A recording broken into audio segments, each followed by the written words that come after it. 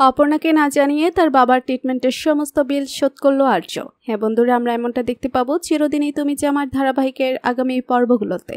বিস্তারিত জানতে ভিডিওতে লাইক দিয়ে শেষ পর্যন্ত দেখতে থাকুন।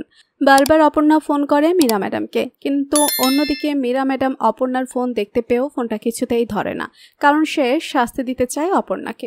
এরপর দেখা যায় অপর্ণা বাধ্য হয়ে মীরা ম্যাডামের বাড়িতে এসে দরজার বাইরে দাঁড়িয়ে দরজা ধাক্কা দিতে থাকে, তবুও যেন মীরা ম্যাডাম ভেতর থেকে দরজা খোলে না।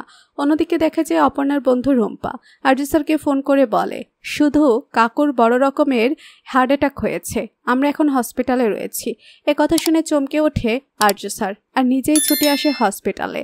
অপর্ণা মীরা থেকে ইন্স্যুরেন্স অ্যাপ্রুভাল না পেয়ে হাসপাতালে চলে আসে। তখন ডাক্তার অপর্ণাকে বলে পুরো টাকাটাই অ্যারেঞ্জমেন্ট হয়ে গেছে অলরেডি। অপর্ণা তখন অবাক হয়ে মনে মনে ভাবে এতগুলো টাকা কে দিল। এদিকে রুম্পা আরজুকে জানায় সব ভালোই মিটেছে, একটু পরে কেবিনেও দিয়ে দেবে।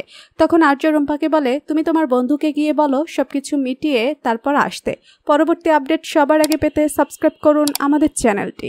ধন্যবাদ।